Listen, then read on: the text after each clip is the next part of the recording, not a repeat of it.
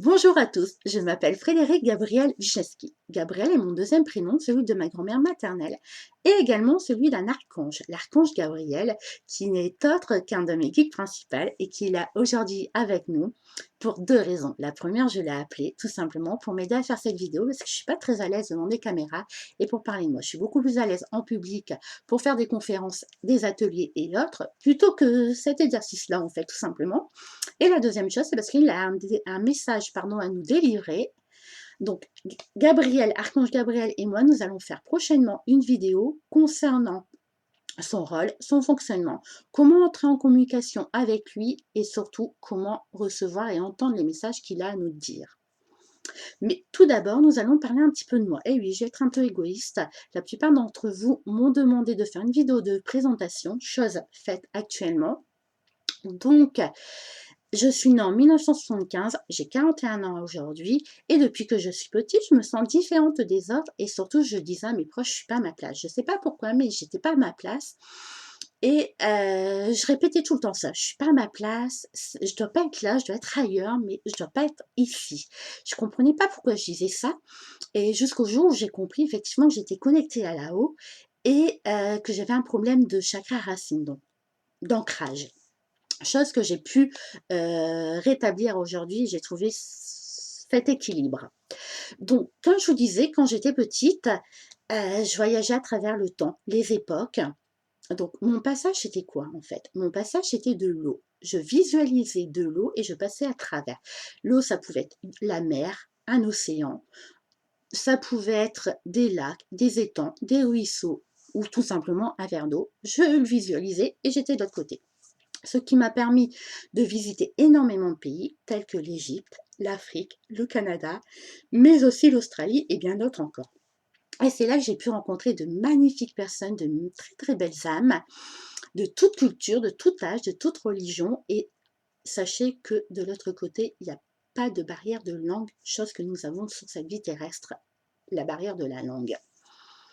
Donc c'est comme ça, ce sont mes premiers signes en fait de connexion avec là-haut et de voyage à travers le temps, les époques, etc.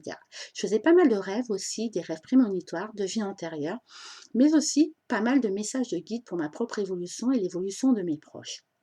Et au fur et à mesure que je grandissais, j'avais un écran de cinéma qui s'allumait devant moi et je voyais des entités dans un premier temps des adultes, ensuite les enfants sont apparus par la suite et j'arrivais à voir les scènes et je les entendais. Parfois, même, il m'arrivait d'entendre des choses que je n'avais pas le droit. Et là, effectivement, dès qu'ils s'en apercevaient, ils me mettaient dehors. Et la petite têtue que je suis, la petite persévérante, je passais par d'autres chemins pour, pour aller écouter le reste de la conversation ou pour aller visiter d'autres âmes, d'autres pays, d'autres endroits. Donc voilà comment je faisais. Et c'est vrai qu'au fil du temps, mes capacités, surtout avec les entités, se sont développées. Et malheureusement, à 19 ans, j'ai perdu ma maman. Donc ce fut un terrible choc pour moi. Et elle s'est manifestée quelques années après. J'ai commencé à ressentir sa vibration, son énergie. Et comme elle me manquait terriblement, que je l'aimais et qu'elle m'aimait aussi, je me suis laissée un peu guider, je me suis laissée faire. Et c'est aujourd'hui, je dis, j'ai appris à la connaître plus de son décès que de son vivant. D'ailleurs, maman, si tu m'écoutes, je t'aime. Et ça fait un petit moment que j'ai pas de nouvelles de toi. Si tu pouvais m'en donner, ce serait cool. Donc, un petit message, hein, désolé, c'est du direct, comme on dit. Et c'est vrai que grâce à elle, elle m'a permis d'aller encore beaucoup plus loin dans mes capacités, dans mon évolution spirituelle et médiumnique. Et depuis, j'ai travaillé effectivement en professionnel avec différents cabinets de la voyance. Aujourd'hui, j'ai arrêté parce que j'ai plus forcément le temps. Mais vous pouvez me retrouver soit sur Facebook, un site internet va être créé également avec l'aide de Delphine, qui m'aide beaucoup d'ailleurs, je la remercie. Et d'autres petites choses vont être mises en place. Donc, à savoir aussi que depuis 2015, j'ai mon Reiki, donc j'ai eu mon premier degré, mon deuxième degré.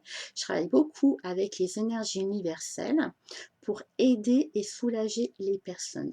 Ça veut dire quoi? Ça veut dire simplement qu'on peut les soulager de façon psychique, mais aussi de façon physique. En même temps, continue toujours la voyance, je fais toujours les contacts défunts, l'accompagnement spirituel, bien-être et affinité au niveau des professionnels et des particuliers pour leur évolution, pour leur compréhension. Ça, je continue toujours, toujours, toujours. En plus, prochainement, il y aura des salons de la voyance également qui vont se faire, des petites conférences, des petits ateliers, etc. Donc, je vous ai expliqué grosso modo un peu mon parcours. J'espère que j'étais assez claire et que ça se voit pas trop que j'étais pas très à l'aise. En tout cas, petit message, prenez soin de vous, c'est hyper, hyper important, mais aussi prenez-vous soin des uns des autres. C'est comme ça que nous allons avancer dans cette vie et c'est comme ça également que la lumière jaillira. Voilà le petit message qui n'était pas prévu de mon guide. Je vous souhaite à tous une très très belle journée. Je vous dis à bientôt et prenez soin de vous, c'est hyper important.